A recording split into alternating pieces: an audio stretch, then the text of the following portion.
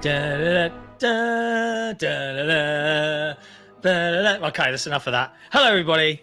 It's me, Sik and Mechanico, XboxEra, with my good friend Sam Tolbert from Windows Central. I say from. I know you dabble, but I'm freelance, but they're my home, right? yeah, they're your they're my homies, they're your bros. It's fair.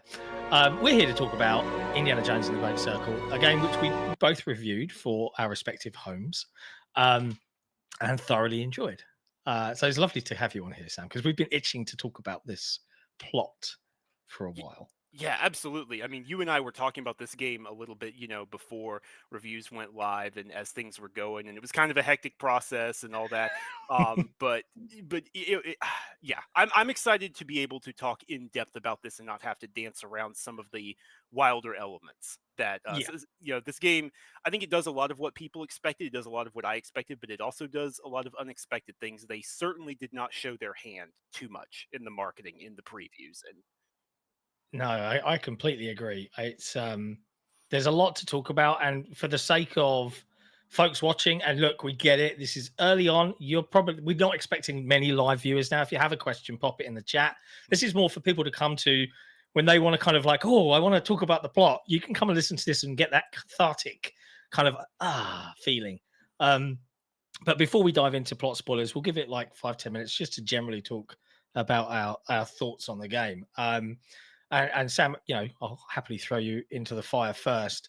They came out of the first we saw of Indiana Jones and the Great Circle was this teaser kind of recruitment-esque trailer with a slow pan on a desk. We saw the camera, the whip, and the hat and the tune, and that's all we knew for a while. And then out of nowhere, and I remember directly like throwing some snark, and I apologize, Ryan McCaffrey at IGN.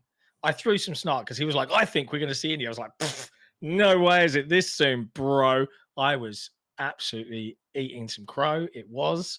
They did this trailer at the Dev Direct out of nowhere. I was delighted. And then we've got the game in our hands. And you're right when they pulled punches. But like as you sat down and got hands on with the controls, I know you did the preview as well, but settling into that review session, how quickly do you think you arrived at, okay, they've cooked. This is glorious. So actually, in order to address that, I have to address it and correct something. I did not do the preview. You're right. Did Jez did because he attended the game after. Right, Right. right, exactly. And so it was interesting because he was actually going to originally do the review for us, but some things happened. It just ended up getting jumbled. You know how it goes on sites. And Yeah. so it was like, hey, no, need you to do this. So I got in there and I started doing it. So when I picked up the controller to review it, that was my first time going hands-on with the game. And I didn't really know what to expect. Even having watched the marketing, I wasn't sure how, it was going to go beat for beat, what the pacing was going to be like, things like that. It is a giant shift compared to the gore-drenched Wolfenstein games that Machine Games is so lovingly known for. And I think it was about 3 hours in when I had a cool moment. I'm traipsing along in the Vatican. I have my revolver holstered because if you fire your gun, it's going to draw so much attention and get people swarming down on you. So I'm like, no, I'm not making that mistake. Italian fascist comes around the corner and I don't have a weapon. All my weapons are broke. I don't see anything lying around. I'm eating some food to recover some of my health. And I just throw an apple at his head and an achievement pops. And I get the biggest dumb grin on my face. That is the moment it clicked, and that was the moment I went, yeah, you cooked. Machine Games, yeah. This is correct. This is fantastic. And I think just a few minutes later, I was like solving a cryptographic cipher, trying to, complete a cool puzzle. And then I got the reward for that. And it felt so satisfying to crack it and actually have to like pull out my digital notepad on my phone and going like, okay, so if this is this and this is this. And there's so many cool moments like that all throughout the game. It doesn't let up. Yeah, it's so true. And like similarly, like I think it's tone straight away. Like the biggest secret, and like I know certain places like IGN and others immediately were like, "Hey, the opening of the game is Raiders of the Lost Ark." And when I sat down for it, I'd already guessed this pre-release because like they were like, "Hey, you're playing on one of the intro levels, Marshall College for the preview," and I was like, I've seen a little snippet in one of your marketing trailers which had him running from the big rock in Raiders. I was like, I wonder if they're just going to give us that Raiders intro. I was delighted to be correct. But for me, it was that statement of intent. And I've seen some people have kind of criticized, like, but I'm like, no. They're telling you this isn't Dial of Destiny. This isn't what's the other one? Crystal Skull. This is a statement of, you remember Raiders? You remember how cool that intro was? We're gonna take you on a similar journey. And I think that's, the reason I want to discuss the plot so much is because I came away as delighted as I was when I was a kid and watched Raiders and Temple of Doom and Last Crusade. I think the tone beyond just gameplay is something that, if I think about IP crossovers, movies into games, I know Spider-Man is one that's absolutely nailed it, but it's a hell of a lot easier to nail the gameplay of swinging around as a superhero, right? It's a gameplay and superheroes kind of go hand in hand. This is so much more grounded, and yet they've, even with the AI and the combat and the stealth and the fisticuffs, they've nailed the tone and the themes of Indiana Jones. And I think that is commendable. Like, it's an absolute shame that this wasn't November 5th and it could be up for a Game of the Year nomination this year, because I think it would be a surprise front runner for many people. Absolutely. I think it would. I don't even think it's up for debate that it would be in the six. It would be up there in a lot of other categories. I mean, I can tell you right now, it is my game of the year. This is. I think I literally wrote that in my review or when I was socialing it or whatever. Like, this is just, like Indy himself slid in under the closing door at the last moment to be like, nope, Grab the nope, hat. squeaking out the win. And like, it's just such a phenomenal experience. Moment to moment. I can see as well. I've got a couple of our guys in the chat. SJ, he's only just made it to the third major area, so he'll have to come back and watch this later. So fair enough. But he said, unless something changes, this is going to be my game of the year. I was looking forward to playing it, but it's exceeded all expectations I had, from gameplay to story and performances. And as outside of tone, got to give a shout out to the main cast here, and in fact the cast across the board. But the three main characters that we end up seeing on screen. And I'll, maybe four if we include Tony Todd, rest in peace. Yeah. But Troy Baker's performance as Harrison Ford, a younger Harrison Ford, honestly, a few hours in, I could hear it was just Harrison Ford to me. Like, it was incredibly good. And the thing that really sold it for me was a combination of voice work and this animation. Exactly. It's not even the voice. Shaking. He does an amazing job with the voice. And, obviously all the sound people and the technicians and the director who would have worked with him on that. I know Lucasfilm, I think that's the biggest thing Lucasfilm was involved in, is getting the casting right for Indy himself. But it's not even the voice for me. Troy Baker nailed all the small mannerisms, the small ticks. And it's like, that's Harrison Ford. I could be fooled into thinking this is a deleted scene from Raiders or Last Crusade with the way you're acting. Yeah, it is impeccably done. And even like some of the noises and the do you have any idea how old that was, kind of like, all of those beats were just pitch perfect. But equally, Indy's companion Gina was fantastic. I don't want to get into spoilers yet, but whereas Indy's always accompanied by a very obvious love interest, this relationship was slightly different for most of the game. But she brought a sense of kind of fun to the adventure, and almost like she didn't quite believe what Indy did, like, day to day, and was kind of dragged into this incredible story. But she also probably got the most emotional moment of the game for me, and I thought it was done impeccably well for a game like to deliver that particular plot beat. We'll talk about that in a moment. She did great. And then Emmerich Voss. I mean, what can we say? What a fantastic villain. What a fantastic sneering performance. Just absolutely 100% encapsulating that, like, faux superiority Nazi mindset. Just wonderful. Just absolutely. He can go right up next to Belloc as an iconic Indiana Jones villain. Yeah. I think, if anything, for me, because of the extended time on camera comparatively to the length of a film, I think he's my favorite Indy villain ever, because he's not incompetent, right, in terms of what he wants to seek out and do, but he is evil and he is campy and scenery chewing. and I think he's got some of the best lines in the game, Oh yeah. like in Oh yeah. terms of the confrontations and the scenes, and the comedy with him is just like it walks that line between malevolence and like almost poking fun at the whole Nazi regime, which Hmm. rightly so. Yeah. And Machine Games, that's the one element I feel that has come across from Wolfenstein is that Yes. mockery of that whole ideology. I think. Machine Games Running. It's definitely, and I can't take original credit for this. This is something I saw a different review, I think, from the Digital Trends review when I was flicking through a few different reviews, when the embargo ended. But I saw some people talking about how, like, instead of going into how just vile and vicious the Nazis are, this one focused on the comical stupidity Yeah. of their mindset of their regime. So yeah, so it's still different from Wolfenstein, but it's definitely the strongest connective tissue Yeah. by far. Yeah. It's the one thing I feel like that fully like came across, and I think it's some of the best writing in a game as well. Normally, video game plots, and take it or leave it. I don't remember typically the ins and outs of a video game plot, but because of the nature of the delivery of this game, there's 3-4 hours of cutscenes. Mhm. They're all either done in a kind of pre-rendered in-engine way or a fully in-engine way, just live on the spot where you're kind of more interactive, or you're walking around gameplay and you're having exposition delivered to you. But they're all incredibly good at what Mhm. they do. And I think it's just Machine Games have really made something that I will remember for a long, long time. Like I'm annoyed, Machine Games, if you're listening, give me a way to go back and watch those cutscenes, Yes, yes, because if there's one thing I genuinely would like to do is to sit down with my editing program and see if I can make Indiana Jones and the Great Circle the movie out of some of those scenes and see if I can make it make sense, like a shortcut edit, because it's the movie we never got, yeah. from an era where Harrison Ford is still young.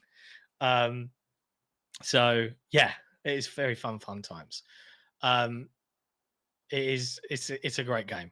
So let's perhaps dive in. I am going to put links to both your review and mine into the YouTube description, as well as obviously our own review on XboxEra.com. But please Yeah. do go give Sam's a read. It is just as entertaining as mine. Did you see the work that Predrag did on ours, I on our did, I one? did get to see it, and man, fantastic, He's fantastic stuff. what he does. My good lord. Let's dive into the plot. I guess if I start at the beginning and I perhaps key things up, and then we'll get into the bits that I guess Yeah. people don't know. Um, uh, Indiana Jones, as we rightly now know, starts with a Raiders flashback. He's full of regret a year or so after the events of that, having not seen his relationship with Marion Ravenwood through. It's a nice nod to fans of the movies there. In fact, the journal, when you first get it, it's got, for your next adventure from Marion, it plays the little Marion motif in the background. He scrunches it up and throws it away. And he goes off on the adventure to hunt down the giant, which is how he refers to Tony Todd's character, um, who stole the cat mummy from a dig in Siwa. Yes. Um, and it's kind of like, why was that there? It shouldn't have been in Siwa. It was very interesting.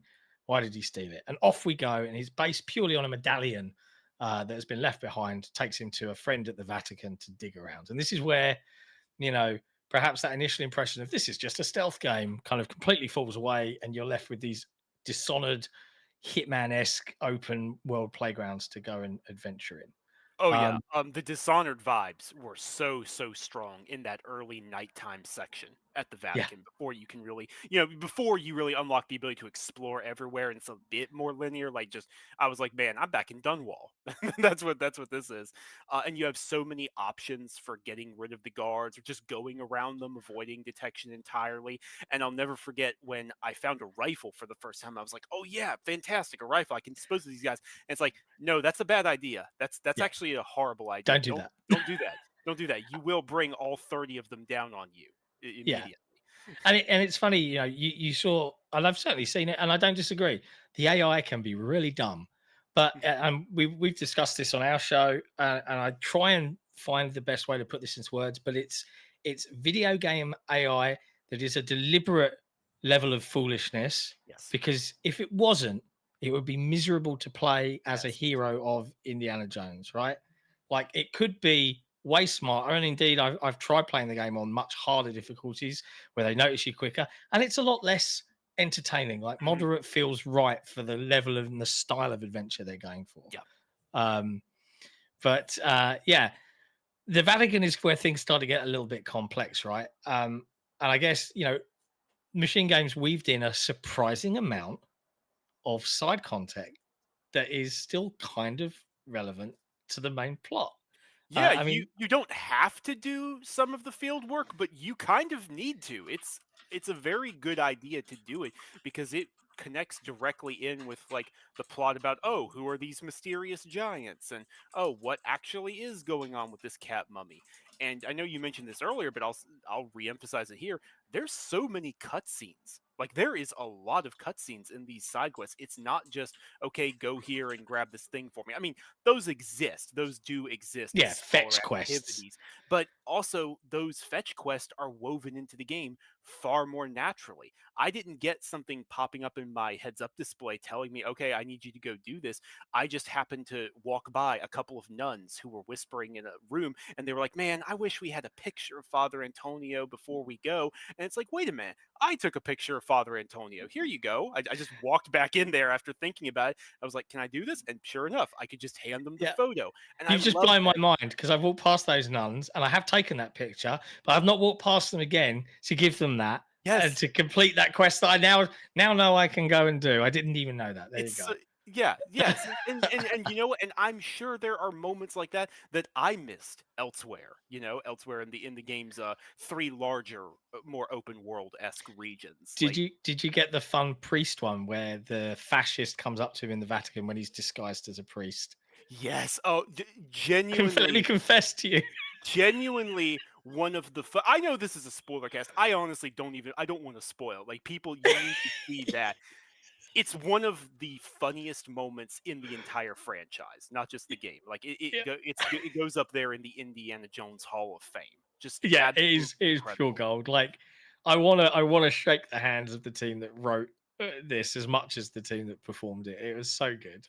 Even the way like the camera lingers on the physical comedy feels like it's shot just like in the movie. Yes. You know, it's like it's truly, and I know this is an evil word out there in video games, but it's truly actually cinematic because it Yeah. understands the cinema that it's pulling from. And even the developers giving you the option to play it in a widescreen cinematic format if you choose, which is something I've recommended for people that have that kind of whole motion sickness Definitely. um, kind of issues. Like it's definitely a way to alleviate that because you unfortunately on PC don't get an FOV slider and it is a little pulled in. The other, I often find it weird as well when he crawls around.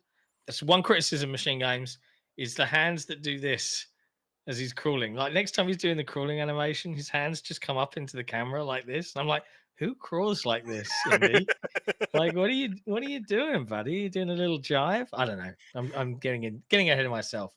But anyway, we're in the Vatican. He meets up with a good friend, Father Antonio, and unfortunately, the Vatican is not all as it seems. It's been overrun by fascists. So Mussolini is let his army in.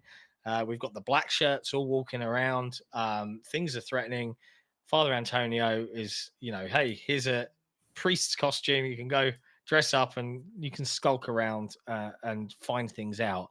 And after a bit of toing and froing, there's several main quests that we kind of end up digging into. The first is these mad engravings from the mad priest, right? That are on Mhm. these various kind of fountain like uh, sculptures around Yeah, the almost Vatican. heraldry-esque type Yes, sort of yeah. things. And they lead to a discovery of needing the red wine bottle, and we have to go to this specific place in the Vatican. And this is the first one where we're in the tombs underneath the tower in the main Vatican Square.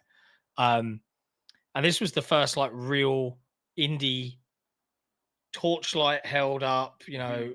trying to search around. I don't think we have the lighter yet, so we've only got our camera and we have to use like torches and stuff Yeah. from around the levels. But that full sense of adventure and that combination of I guess exploratory and platforming in this first person viewpoint. I mean, I understand criticisms of slow pace, but I felt like I was in that tomb, and I'm searching as Indiana Jones, and I think it came across so fantastically well It from feels that like the dev team. first act, after the intro, after the prologue, of course, of an Indiana Jones film where, Yes, yeah, things are going to be a little slower. This is when the cast has just been introduced. We haven't even properly met the main villain yet. Like, we're taking it slow and taking in the surroundings. Like, it feels almost beat for beat with like an early scene from The Last Crusade. Really, I think that's yes, where the Last Crusade influence the definitely feels church. strongest in Yeah, this. yeah, yeah. And you know, we could spend ages on the Vatican alone because there's so many plot threads here. But nutshell, um, we solve our tombs, and we learn. We find this secret place where the cat mummy would have been hidden. We learn that there's a secret order of giants, right? And this is the second time giants have appeared in a Microsoft first party title this year, Hellblade 2 being the first. Um, but this is kind of like what were they called? The Nephilim. Yes, It's a yes. secret order of the first people. So I guess direct descendants of Adam and Eve, for So want the of a the better Nephilim, phrase, the or Nephilim fallen specifically angels. in Hebrew, religion, mythology, however you want to phrase it, and in this game as well, Indy talks about in some of the field work and the I optional love it. side missions. Basically, the extreme nutshell version is they are like the half demon, half spirit children of fallen angels who came down and intermarried with humanity and were part of the reason that God just destroyed the earth and told Noah to start over. Yeah, yeah. So it's quite a like. And initially, you're like, and this is like I said this in the review. One of the things I like the modern films, right? I'm gonna I'm gonna say it out loud. I've seen people go, "There's only ever 3 films. The new films are awful and terrible," and people criticize the nuclear fridge survival from Crystal Skull, the swinging monkeys, the aliens, the interdimensional beings, whatever you want to call them. They criticize time travel in Dial of Destiny. Spoilers for those of you. This is a spoiler cast if you haven't watched the movies. But as I pointed out when I was thinking about the overall plot without revealing the plot, is you don't question when I was a kid in the 80s and 90s, a man living in a desert for 700 years with the Holy Grail, or Right. a face melting, ghost spewing box from God, or, a man that can pull a heart from someone's chest without cutting him open. Like, you didn't question any of that. It was just part of the fun. And I feel like as kids that have grown into adults watching that stuff, we're all like, "Oh, this is so unbelievable," and it's like, is it out of whack compared to the rest of Indy's adventures? And the answer is no, right? Mhm. So we have this secret Nephilim order, and Indy finds his way with Gina in tow, who he meets along the way. Discovered she's dressed as a nun. She's searching for her sister, who has somehow become embroiled in the broader plot, and we'll Mhm. find out and discuss more about her later. Um, and we end up in this treasure room where we once again bump into Tony Todd's character. Um, and they were quite keen on us not to spoil too much about Tony Todd in the review period, but I feel like we can talk this out a little bit more. Yeah, yeah. It's interesting because they also didn't show too much of him like in the marketing in the previews. Like you knew he was there, we knew his name was Locust, but like that was kind of it. And I think you immediately sort of pick up on the fact that he's not aligned with the Nazis. It's like, oh, there's a third party here. There's actually what I've become embroiled in is something far more complicated than I was expecting. And he's protecting something. He's trying to keep it out of everyone's hands, not just Yes. yours. He's not specifically going after you. Yeah. He's not against Indy on this adventure, but he's certainly not for him either. Mhm. So there's an amusing fist fight, right? And done in quite a comedic way because you have the AI of Gina like frantically throwing stuff at this giant Right, Tony right. Todd. Um, and if you're good, if you get good, you got to defeat to some degree his character. You keep him unconscious, and again, the comedy element comes in there where he's unconscious, and then Mussolini, the evil priest that's been bugging your buddy Father Antonio, a bunch of goons, bunch of Nazis, bunch of fascists, and of course the evil villain Emmerich Voss enter the room Yep. to take the stolen cat mummy, smash it up, and inside is a stone. And while they're talking, I just have to mention how good the comedy is in the scene. They're like doing their evil Nazi regime fascist speech, and in the background, Indy and Gina are frantically trying to drag Locust away, and they're not having any luck with it. It's It's so fantastic. good. It's fantastic. Oh man. Yeah, but we learned that there are these strange, powerful stones, and the Nazis have most of them already. Yeah. Yeah, so Emmerich's got Voss has got this huge briefcase, and there's something like 17, I think, Yes. stones, Yes. and he's got like 3 left to go, and he's just got 1, and we're like, uh-oh. So we're listening to all of this conversation. We're not quite sure what the stones are or do, but we learn that Gina's sister is a expert in certain languages, and that might have something to do with the stones. Mhm.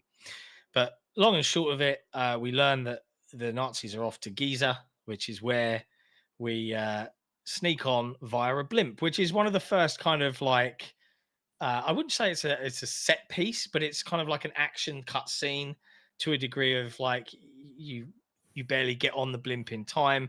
Yeah. Tony Todd's character is woke up again and he tries to stop you, but then all the giants come and get the priest, and you kind of grab your whip, and you've seen it in the trailers. Yeah. He Yeah. gets onto the blimp.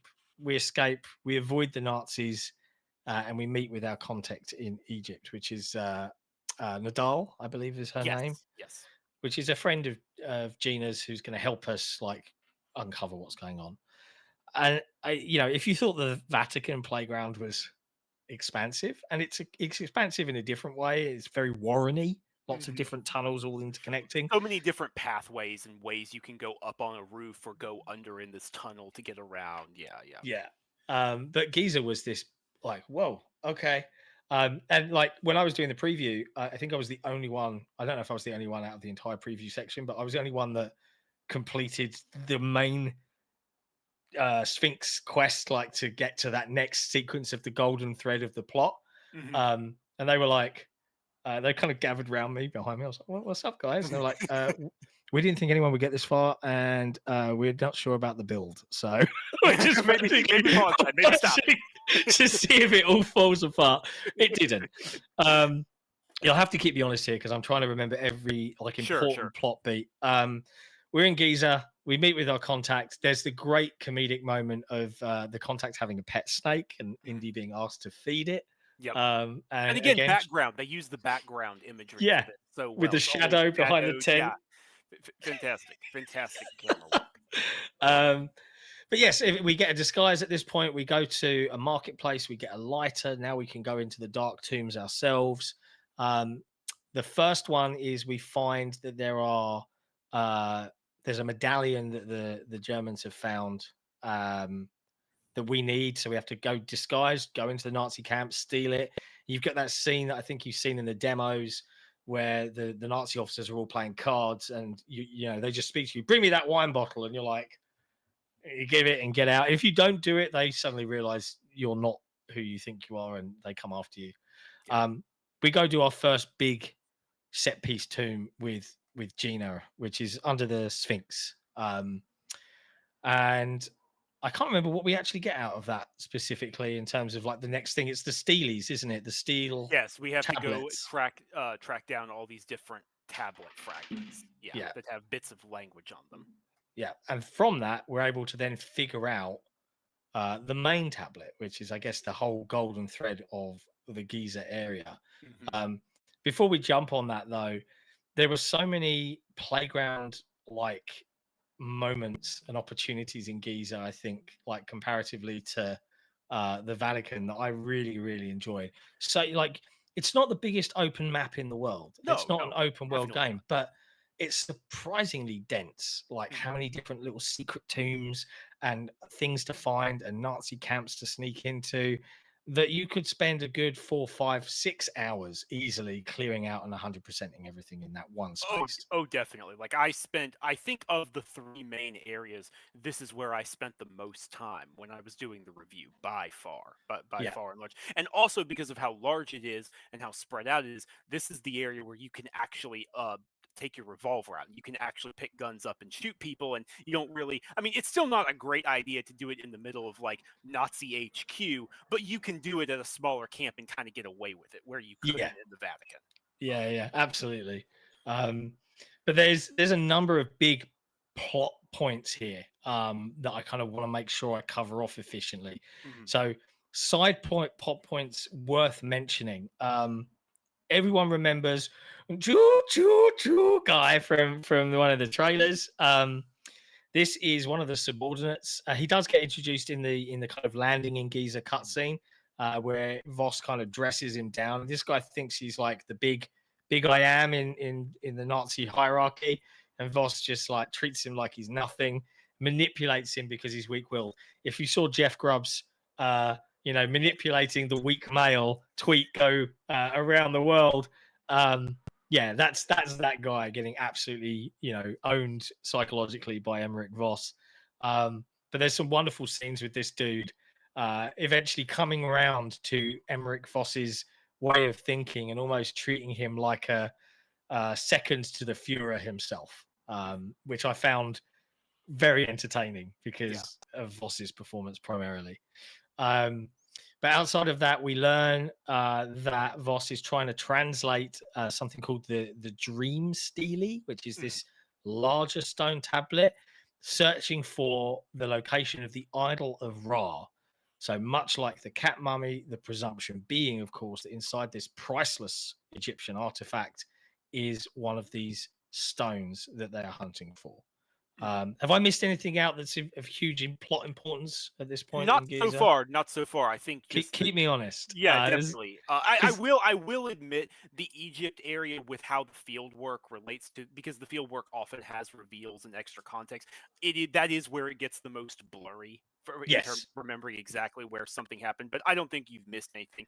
I think the natural next point is learning just what is on these tablets and on these stone fragments. Right. This is where it gets. This is like the upcoming next few sections is where it kind of blows the lid off things, and you're like, holy this is where the big reveals start. Yeah. Sure. And it's like kind of like a double whammy in some ways, but we'll get into it. So we go off, we figure out the true kind of language and deciphering what the Dream Stele says. We realize, just much like in Raiders, Voss is not looking in the right places, and we find the true location of the entrance to the tomb of the mummy of Ra, idol of Ra, I should say. We go in, and I think this is the first sort of sequence where we have that kind of set piece from the trailers where the sand all kind of pours in, fills into the tomb, and you have to escape. Is this the first tomb where we deal with the actual language, or is this is it. This is it. Yeah, where we learn that well, I'll just go ahead and say it. Please. Adamic. That is what Indy realizes, that this is like a theoretical proto-language to Hebrew, Aramaic, Babylonian, and all languages descending from this. Yes. And it's a brilliantly done, like very believable reveal as well, where you get this wonderful exposition and Troy Baker's fantastic acting. And I often found he was most believable when he was, when Indy gets excited about the actual history of it, and he's like, oh, this is it. And you see the animation and the voice acting come together. It's truly great stuff. We get that we find the Isle of Ra, we smash it open. Great. We've got the stone. We've beaten the Nazis to it. We're off to the races. Everything starts caving in. Big sand. Got to escape. And we think we did.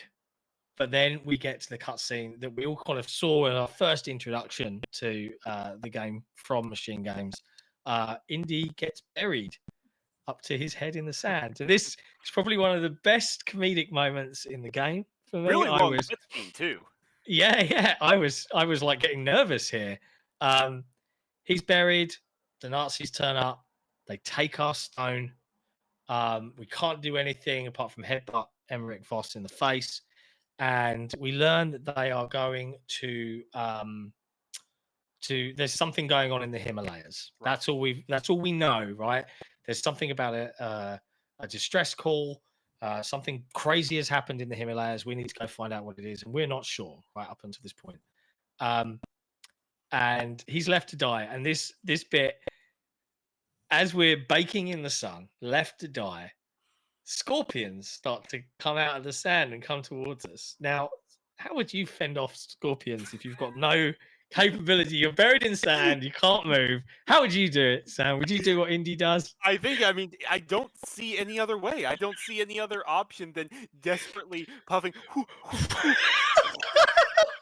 So that stamina meter you've got throughout the game, like you've got breath stamina now, and you're literally like blowing and like turning your head and trying to get rid of these scorpions coming for you. It's amazing. Somehow ridiculous and so fitting with the comedy that is often in Indiana Jones films. It reminded me of the scene in Last Crusade where Indy's dad drops the lighter.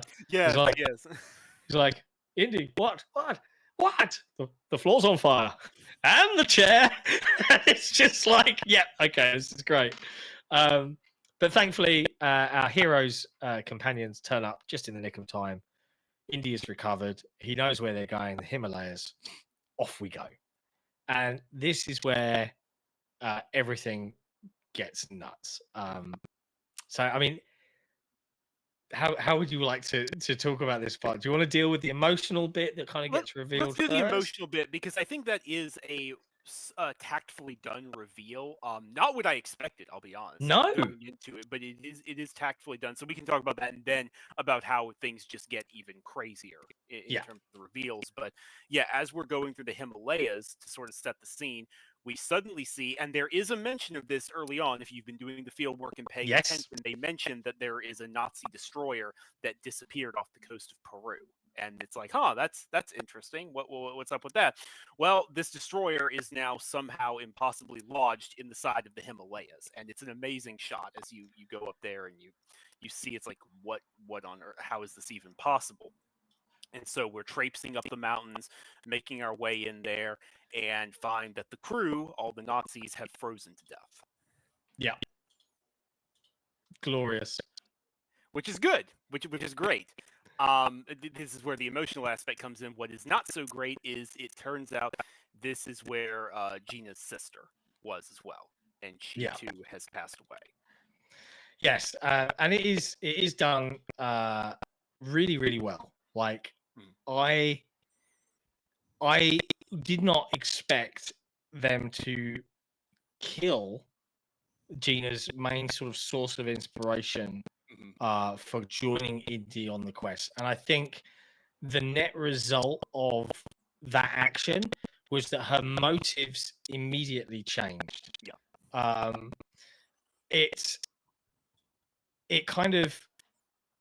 brought a sense of like real emotion, because the motive changed from I want to find her to I want to find out why she was there in the first place. Because there's so many others. Did she join the Nazis? Was she on their side? My sister, I don't believe in that. I refuse to believe she could. And the way that Gina's reveal, they're walking through the ship and she just goes, is it Laura as her sister's name, if memory serves? Yeah. It's just a quiet, tiny little voice. And the audio work in the game is fantastic. You just hear Laura, like unsure. And Indy, really tactfully, beautifully animated, pulls back the kind of blanket. We never see the face. We never see her sister's face. I do appreciate but you see his kind of care, and he covers her back up again. And now it's a question for Gina of why has this happened? And we explore through the ship. I think this is the one area where I truly did run and gun, for want of a better phrase. Oh yeah, I almost think you're encouraged to as well, because this is even where the game introduces shotguns for the first time, and shotguns are great for clearing Nazis out. So like, I think you're kind of supposed to. Yeah, and indeed we did. Like gunning down all of the Nazi scum as best we could. I included a couple of clips in my video review. But this is the first real set piece. And again, we've seen a bit of this cutscene with the choo-choo right-hand man for Voss, the Nazi guy. They get confronted. They found another stone in the hands of these ship crew that have all frozen to death. In the captain's mitts, it's frozen there. Why is this German battleship in the middle of the Himalayas without an ocean in sight? How did it get there? And all the time, like, we're introduced to crazy stuff in video games all the time. Indie is grounded in reality, but deals with all sorts of supernatural, mythical, legendary things and figures, right? And when I first saw it, I was like, I remember going back to when I first saw the other trailer they did that featured this kind of scene. It's like, why is there a ship frozen in the middle of the Himalayas on top of a mountain? Like, we've not questioned that. And this is where we kind of discover the answer. Gina's sister is an expert in this Ademic language. Is it Ademic? Am I saying that right? Ademic, yeah. Ademic, yeah. And the stones have powers, and they were performing an experiment to see what would happen if they spoke the word, and figured out like what the sounds were like for this language. And according to the reports, they were on the ocean, and then they were not. They were here. This stone was Earth Folder, and it sounds like they got teleported there in some fashion. And I'm sitting here like, okay, right, like really, okay. Anyway, we've got the stone. We get confronted. Another great comedic cutscene with our Nazi enemies.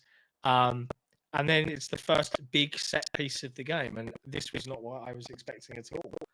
No. So the whole ship sort of collapses, and as much as people shouldn't, there's going to be Uncharted comparisons. I think this is where the Uncharted comparisons definitely are the most valid of anything, because as this ship is just tumbling down the mountain, everything is falling apart. It's a complete avalanche. It does feel like something you'd see in an Uncharted game, right? As everything is collapsing. Yeah, I completely agree. But yeah, so you barely make it through, you barely survive, and then Gina and Indy end up in a free fall, and well, he speaks the word, and sure enough, it folds the earth.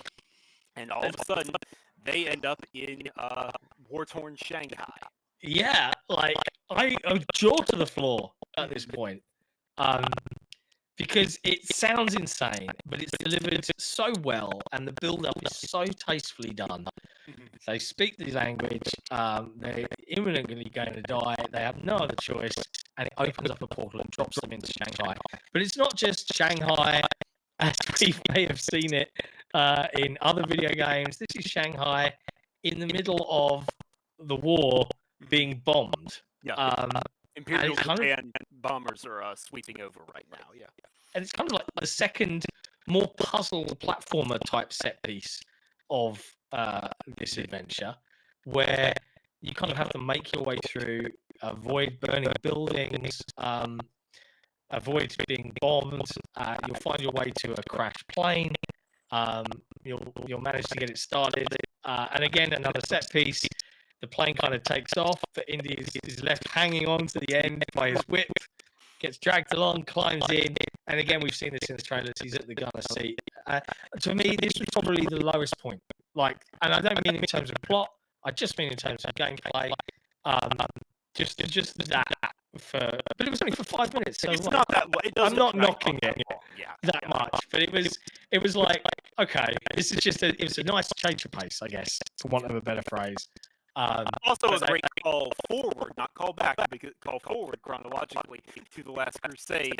If you accidentally shoot, get the tail of your plane off, Indy's like, well, they got us. So good. Like father, like son, right? Yeah, it was really surprising to me that those two sequences of levels before we get to Sukhothai, which is kind of like a big final area ish. Were really, really set the tone for me and took the game from I'm having a lot of fun in general to I'm truly invested in seeing where the hell this goes, because this is some crazy stuff. Like wow. And indeed, we managed to survive Shanghai's bombs and Japanese planes, and we take our poor little biplane out into the wilderness, and we go to the next location, which we've learned through various fieldwork and intel plot threads throughout the two missions proceeding to Sukhothai, which is, I'm keeping honest here, is it in Peru? Thailand. It is in Thailand. Okay, all right. I don't know why I thought it was Peru for some reason. Probably visually one of the most beautiful things I've seen in a game in a while outside of the the HDR was really good. Yeah. In this section for sure. Sakatai, we end up at like a hotel of sorts, at least we think. Mussolini's black shirts are here too, the jerks, and it looks like Voss's crew are here too, and we get involved with the rebels in a kind of shootout at the hotel, and we end up following the rebels. They threaten the locals leader, remember Voss threatening him if he doesn't aid him in his quest to find and pillage their lands. And India manages to convince them that he's on their side. And we're in kind of like the home stretch. Sukhothai is as big as Giza and the Vatican, but it's very different and diverse because now we're given a boat. Yeah, it's geographically the largest, but it's probably the lowest in terms of density. Yes. Although I will freely admit here, I probably missed it more in Sukhothai than I did anywhere else because this was the point where I was like really crunching to get this thing done for the review. It was like, okay, field worker is the main mission. If not, I can't really go into that. Like I know there are puzzles, like side activity puzzles that I did not solve. So yeah, I could. A little tiny asterisk mark on that because I did. Yeah. There's definitely some like throughout the review process, I suggested a couple of bugs and hiccups. I spotted the finishing thing. To their credit, in the patch day one patch, the biggest one of them was already solved. When I first started the review, I did 5 or 6 hours at Vatican, doing all the side quests, and I couldn't progress the main quest because even Priest and my friend Father Antonio crouched in fear in the office and wouldn't talk to me, so I couldn't like trigger the next thing. I was very upset, but I started again because I'm a big boy and I haven't had that. I just ignored your side content time and I loved it. But so I spent a lot of time with it. Unfortunately, there are a few bugs in this area still. Like there are these irritating cogwork puzzles. I'm not sure if you found anything yet. You managed to get back. Where there's like a hole in the ground and a cogwork puzzle, and one of the ancient artifacts relics that you can find throughout the game hidden behind a gate. You need to get the cog machine working, open the gate, and get the relic. Okay. But you can find mini cogs all around the map, and it says I've got 7 of 10, but it won't show me or tell me or even hint me where the other 3 are. And I can't solve those puzzles unless I have 10 cogs. So I'm like stuck trying to grind these out, so I have to wait for a patch. Which is also weird because I think something game does well otherwise it will easily tell you where you're missing things if you're collecting like medicine bottles or quest or anything like it's not really something you need to guide for most because eventually you just get to a point in an area and it'll be like, okay, here's where it all is. Yeah. To look it up. So yeah, hopefully they can address that for sure. Yeah. It's just something we can do. SJ, am I hearing the audio ad? I just want to make sure. Our audio ad?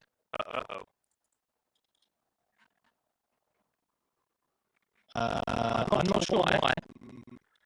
We sound good to each other, but yeah. Let me check with that producer. Apparently we've got a robot like. Let me see what yes. I'm going to listen to it quickly. Sure. Oh yeah, it is. Oh boy. I'm not sure why. We try rebooting. What happens if I stop sharing the screen? Is that fixed it? I'm just checking. Let me know in the chat. Stop. Okay. We'll try. Sam, if you just refresh StreamYard. Okay. Yep. It's really bad on the screen. I don't know what's happening. So we'll quickly try and do that. We're going to do a quick refresh. We'll be right back. We'll be right back.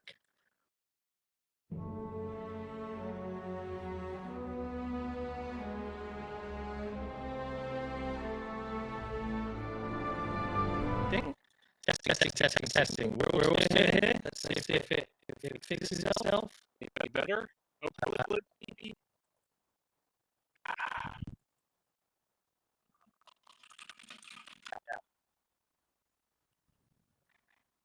I'm not sure why. Is it still there now? Jesse's restarting OBS, so yeah, here he goes. He's restarted OBS. Okay. Don't. I hate that when there's bad audio and there's nothing you can do because it's a live recording. Oh. Okay, it's now okay. It now seems okay. It is? Yeah. Okay. Whack. All right. OBS just decided to freak out or something. Yeah. Don't. Never mind. That's really strange that it did that. I don't know why it did that. Excellent. Okay. Apologies, folks, for that audio glitch there. We'll continue where we left off. Where did we leave off? Where were we? Sugatai complaining about some mentioned bugs. puzzles with the gears, and we talked about how like most of the side quests it'll tell you where everything is at a certain point. So hopefully they can fix that.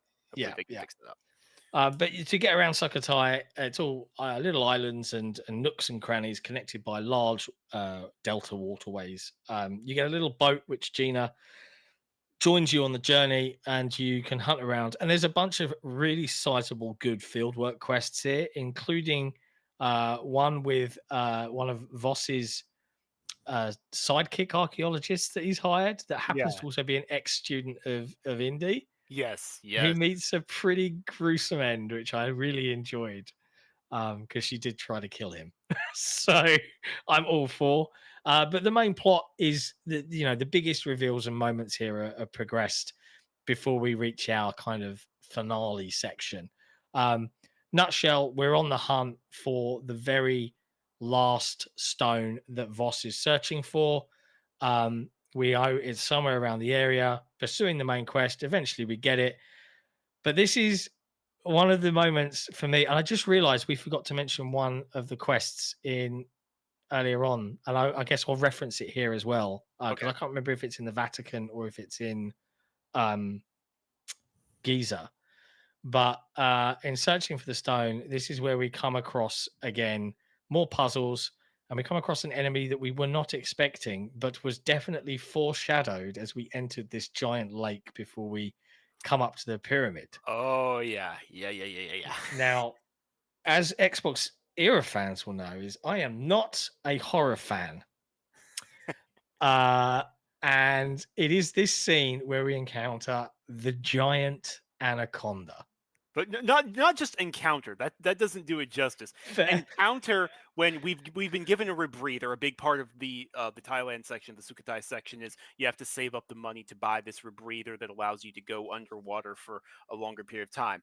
As we are going underwater, as we are swimming along, probably halfway out of air, even with this rebreather, you just see this massive anaconda go through the water, and Indy's just that's about the reaction I had too, safe and secure on my couch, because I was not happy about this. I do not like being chased by things, especially if they want to kill me, be it in video games or in real life. And there is a genuinely tense section of Tomb exploration where this anaconda is a constant presence, from either we seeing it kind of slide out of view under the water, or we come across its skin, like in somewhere where we would hope it wouldn't be able to reach, but it can because it's huge. And you just hear Indy's like, oh God. Like, it's just so well done.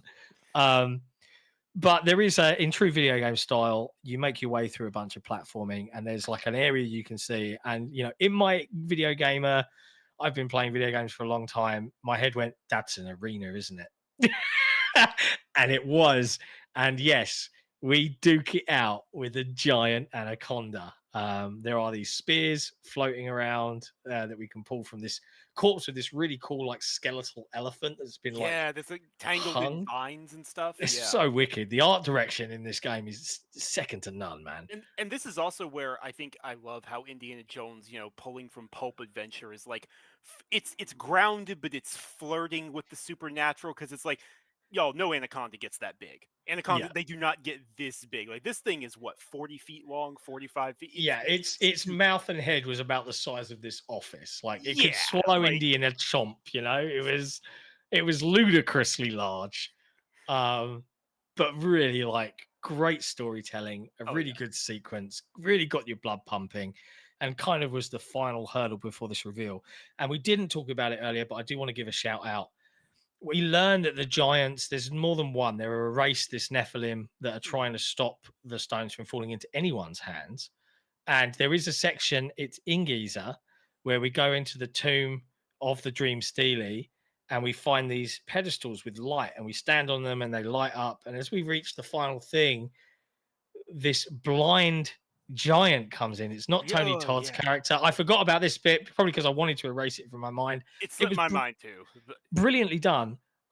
This thing detects you with sound. And there's Uh, gold coins scattered all around the and you arena. have to be, and it's pitch black, but you have to turn all three lights back on to be able to get to the section. You've got an option to stealth it, but you can fight him, which is what I ended up doing. I was just like, no, I'm gonna face my fears, man. And I just started getting in fisticuffs and then sneaking away and all of this sort of stuff. It was, the sound design was terrifying. I was wearing headphones a lot, so like hearing the like in the background, oh, it made my skin crawl. But anyway, forgot to mention that one, but the snake reminded me of my terror. We defeat the snake, we go up, we complete one final puzzle, we let Gina in, she's there with us, we solve the puzzle, and who turns up? It's our good friend Lucas, aka, or Locus, I should say, Tony Todd. We have a little chit chat with Tony, and he's like trying to say to us, hey, I'm not against you, I'm against anyone that wants to steal the stones.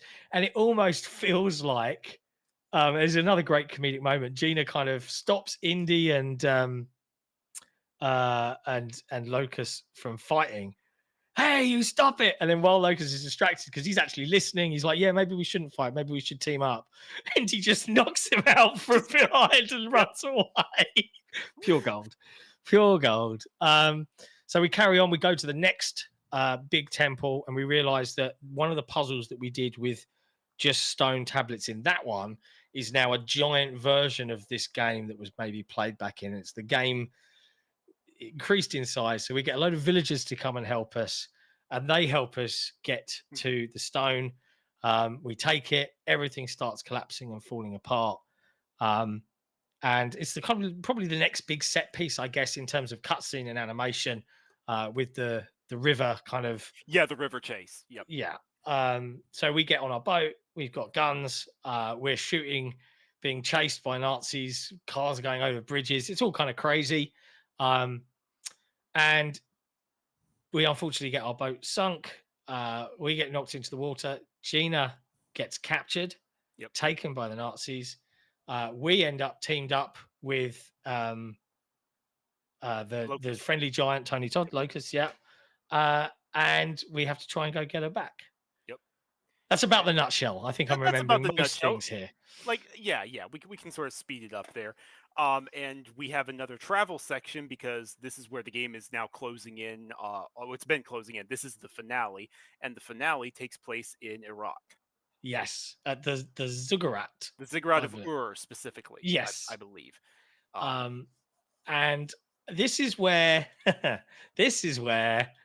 everything is just like all of the plot threads come together. We get the true and final reveal of Emmerich Voss's plans. Now, I am not going to specifically show this because I was so like enraptured, I actually forgot to grab a screenshot of this at the time.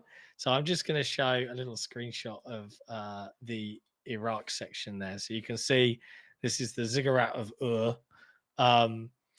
But yes, this is where we end up. And I can't think of how to word this really. I don't know if you can come up with a better gravitas-filled way of kind of relaying what the plot reveal is here. Go on, you give it a go. I want to give you this honor. I think we just have to dive in and say it. So Indy goes underground when Locust and I should mention Locust and the other giants cause a distraction and take on a bunch of the Nazi guards. Oh yes, to slip in and try to rescue Gina. He says he's going to rescue Gina and then get out. We know Indy. We know how this is actually going to. Well, it was Gina in the plot. She actually turns around and goes, "No, let's finish this. Don't you want to know?" And he just looks. He goes, "He didn't take damn right, I do." That's great. Come on. He wanted to. Yeah, but so they end up going underground, and lo and behold, it's Noah's Ark. The Nazis have found Noah's Ark.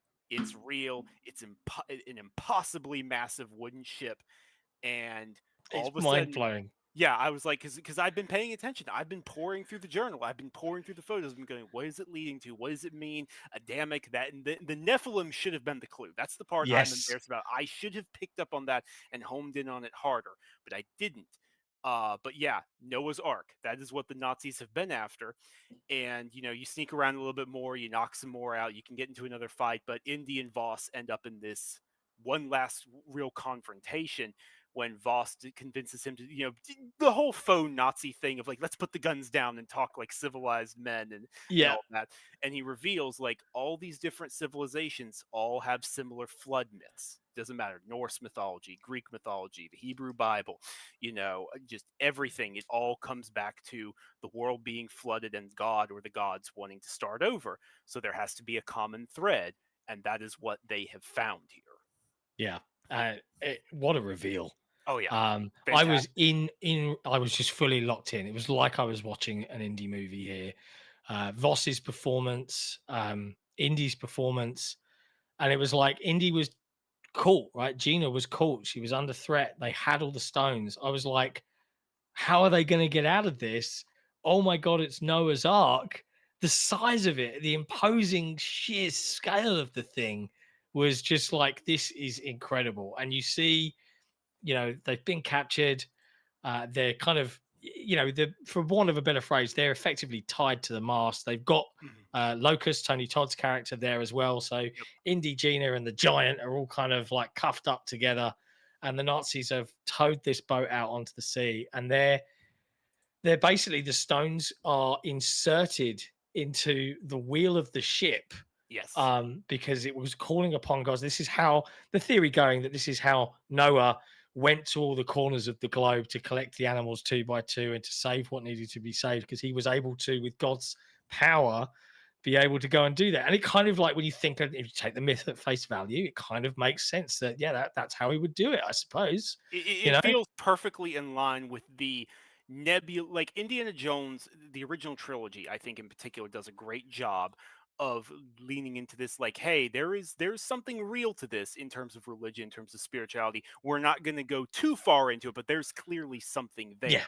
There's a Yeah. common thread, and that's what this does. It feels perfectly in line with the Grail being real from the Last Crusade, or the Ark of the Covenant being real from Yeah. Raiders. And it completely worked for me. I was just like, I was sold. I'd suspended all my levels of disbelief. I was like, this is awesome. Um, and in true Indiana Jones style, this guy starts inserting the stones. And I have to admit, like, all the way through the game, you're just thinking that the stones are the MacGuffin. They're the main MacGuffin. Yeah, yeah. And the surprise reveal of the arc was what kind of clinched this game for me. I was just like, this is fantastic. Like I said at the beginning of us discussing this, I can't think of a game story where I can remember so many details so well as I have with Indiana Jones. So props, Machine Games. Um, they're tied to the staff. They're on the ship. They are captured, surrounded by Nazis, and Emmerich Voss enters the stones into the wheel. They've all got a slot, with the premise being that he reads the words. And throughout this section, they don't rush it. He's speaking each one. We've got Gina's managed to get this little switchblade that's in her hair clip, and she's trying to free them. And you get Indy's desperate, like, don't say the last word. And then you got Voss with all his scenery training. He goes, "Oh, father," like that, and nothing happens At first. at first. So they kind of give you this, oh, because it feels like it's building, and then nothing happens. But then suddenly the storm rolls in, and here comes the flood, and there's lightning hitting people, and it is nuts. And this again is the kind of the last set piece of the game. Yeah, yeah. Um, This is it.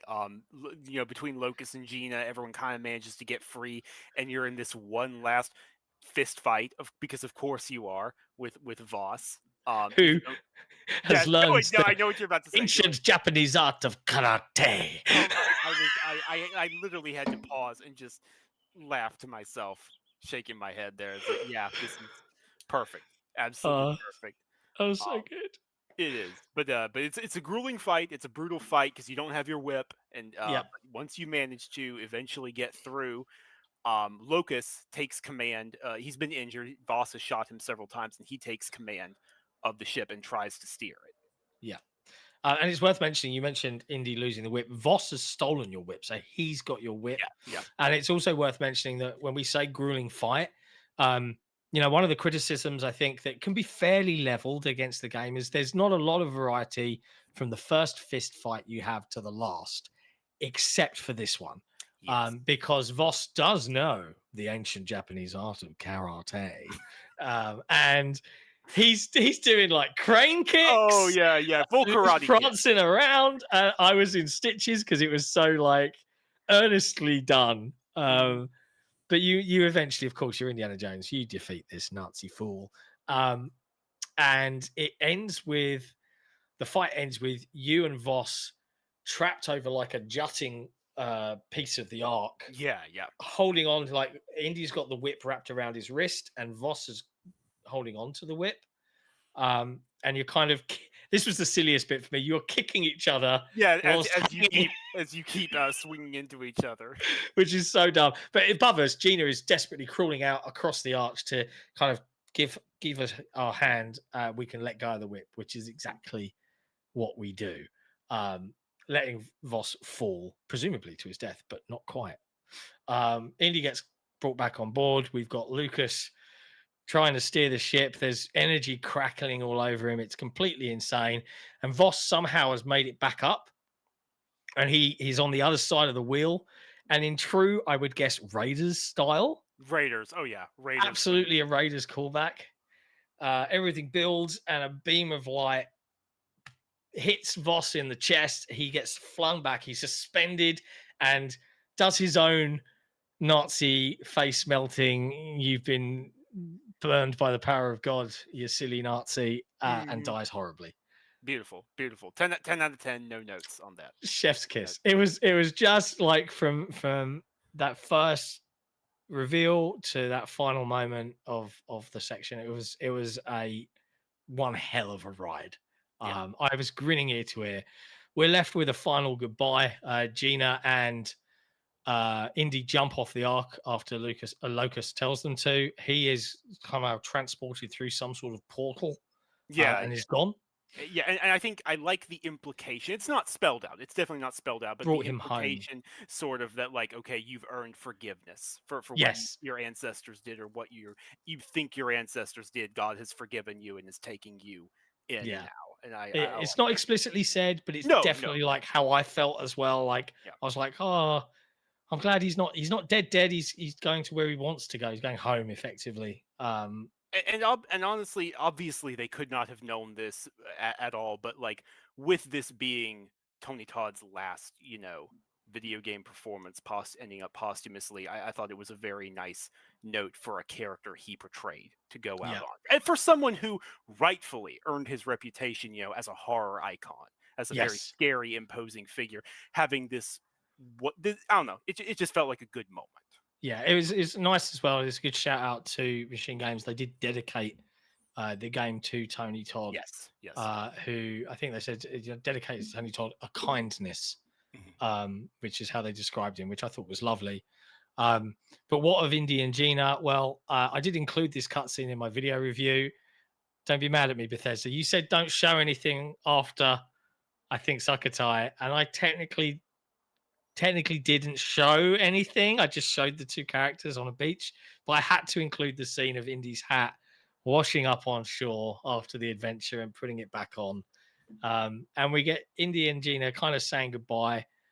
There's been hints of romance throughout, but not really seen through. And I think for Indy's part as the character, I mean, this is the most you got to get again. Bear in mind in terms of character development, Indiana Jones as a character has been developed over about 11 to 12 hours of movie. Mhm. We've just seen the character developed over 30 hours of video game. Yeah. For me, it was 23 hours by the time I rolled credits, right? So we learn a lot more about Indy, and none of it was bad. Like he felt guilty about not seeing through with Marion, which we know from later films. They weren't you, honey.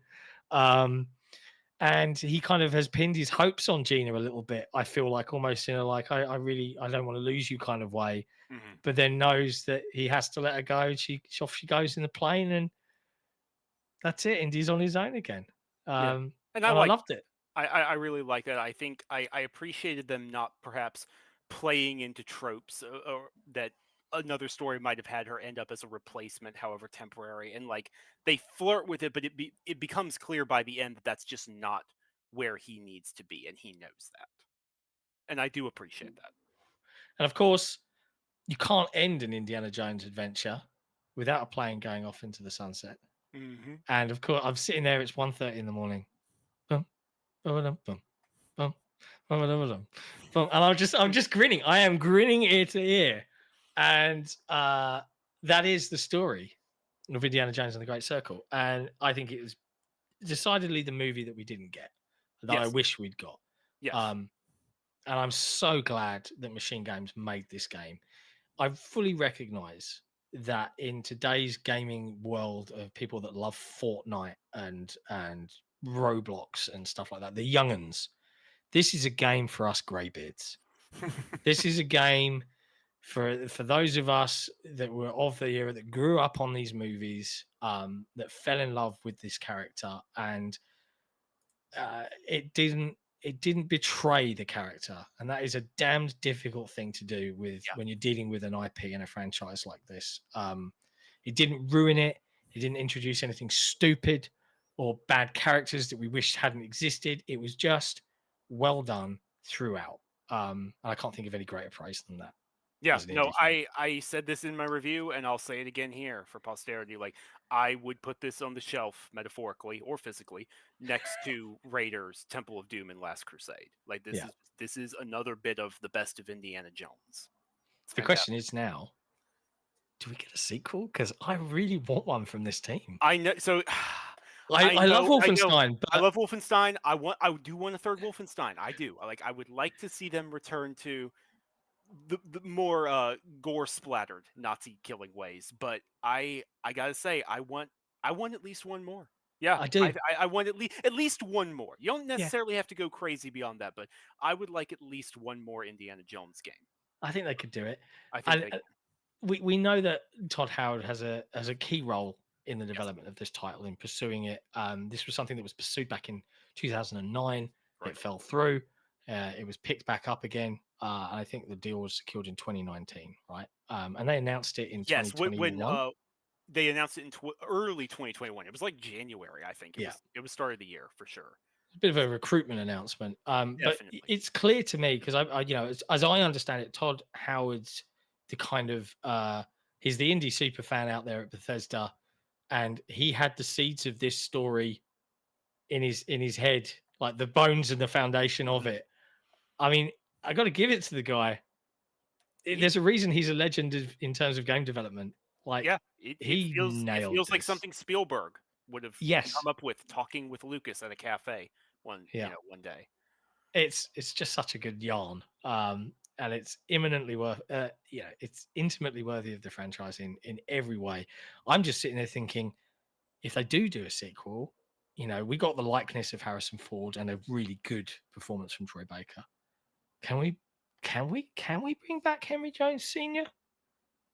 Please, could we get that It's virtual pairing as a It's game? tough. That's the now that would be the double whammy, right? I Because want and it. this is just me thinking. This is just me thinking out loud in terms of pacing and where the game is set because it's set after Raiders but before Last Crusade and all that.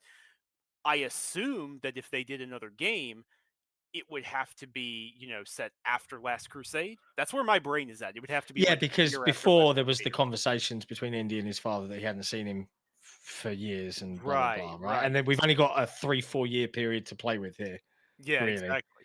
So, Exactly. So, oh, it's a tricky one. It is a tricky one, but I can't help it. Like because they've done such a good job, and no, of all absolutely. the indie movies, and I'm surprised I didn't ask you this, Sam. If you Yes. had to pick one favorite Ooh. from the original trilogy, are you a Raiders man?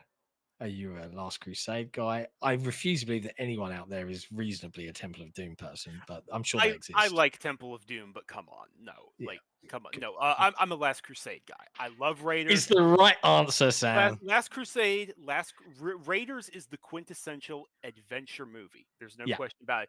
But Last Crusade is the quintessential Indiana Jones movie. this man knows. Yeah. It was all of the things like the action, the comedy, Yes. the mythical. It was perfect. I love Last Crusade. But Yeah. just like we loved Indiana Jones and the Great Circle. Yes. I Fantastic game.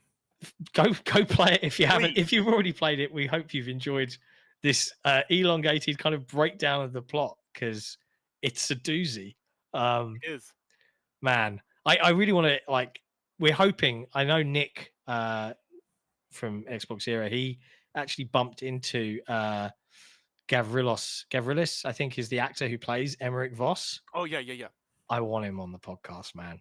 That'd be a great And get. maybe he can record an Emmerich Voss style intro just to make me laugh. Who Fantastic. knows? But hey, Sam, I've taken up a good hour and a half of your time. Thank you for joining me to get this off my chest. It's been so nice to actually be able to discuss the plot openly No, my beyond pleasure. with And just myself. thank you, seriously, for inviting me and letting me talk to this game about someone, talk about this game to someone else, even because it's been so difficult just sitting there to myself, going, because I have so many friends playing it, but they're all taking and they should take their time, but they're all taking Yeah. their time, and none of them are playing it as fast as I did. So I'm like, come on, I gotta Get to the point where you message me at like 11 p.m. at night and going, no, it's fucking Ark. What? Like, yeah. Oh, it's great. It's great. I mean, we did want to see if we could get someone perhaps with some opposing views to, Sure. it's very clear that you and I both really love this game. When you said it's your game of the year, I only gave this game a 9. I know that people will point, like, especially idiots out on the internet, will point at my 10 for Hellblade 2 and go, "Oh, you think Hellblade 2 is better?" I would say to you, I think Hellblade 2 as an entire product in terms of what it wanted to do was a masterpiece. But in terms of the game that I, really ate up more of my time this year that I really love, it's got to go to indie. I mean, Yeah, I totally. didn't give it a 10 because it's not perfect, and we can both admit that. Yeah, and no, we can both admit we both ran into bugs. I think you more than me, but still, like I ran into bugs. I had to reload a checkpoint, and I lost a little bit of progress. Like you can acknowledge that something has flaws or something has things that need tweaking, while still saying, "Hey, I love this thing. I still recommend Yeah, this thing." Come on. absolutely. And we both earnestly do. If you haven't played Indiana Jones yet, and you're some sort of crazy person that prefers plots ruined, and you watch this before you even touch the game, aside from being crazy, you should go play it anyway, Yes, regardless of our spoilers. And yeah, Sam, we'll have to get you on the main show soon, dude. We'll have to organise that, if not before Christmas, certainly in the new year, and get the crew back together for a good chinwag about video games. Maybe absolutely. after the developer direct, because I suspect that we're going to see some stuff in January. You know what? I don't know anything, but I have this weird feeling that a developer direct is now something we can bank on happening every single I think year, so. especially if, South of Midnight and Doom and Fable are all actually coming out next year. Come on. Like, come on. Man, So, I thought this year was good for gaming. Next year is going to be my kind of year again. So I'm delighted. There's all these wonderful things coming out. Big thank you to those of you that did watch live. We weren't expecting a big audience because no. it only came out publicly yesterday. So people are out of early access, I mean. So people are still going through it. But if you ended up watching this and enjoying the chat, post completing the game, thanks for sticking around and viewing the channel. Sam, where can people find you if they want to go and hunt you down for your opinions on the internet? Yeah, so you can find a large portion of my written work over at windowscentral.com. I'm over there basically daily, certainly weekly, writing news, reviews, previews, opinions, yammering. And then if you want to see more personal thoughts from me, you can find me over on Blue Sky. I'm just at samueltolbert.bsky.social. Really easy to find. I technically have a Twitter account. I'm not calling it X, but I'll freely admit I'm not over there anymore, and neither should you be. Yeah, Get it's get not. out. It's a shit show. Get out. And I'm not having much fun there either. So yes, we've also all got Blue Sky accounts now, and fingers crossed, it remains untainted. But unfortunately, human beings They ruin everything. They do. The big jerks. They really do. But until that day, Sam, thank you ever so much for joining me today. It has been a blast. Go play Indiana Jones, people. It's awesome. Fortune and glory. Excellent. Fortune and glory, kid. Fortune and glory. All right. With that, ciao for now. Thanks, everyone.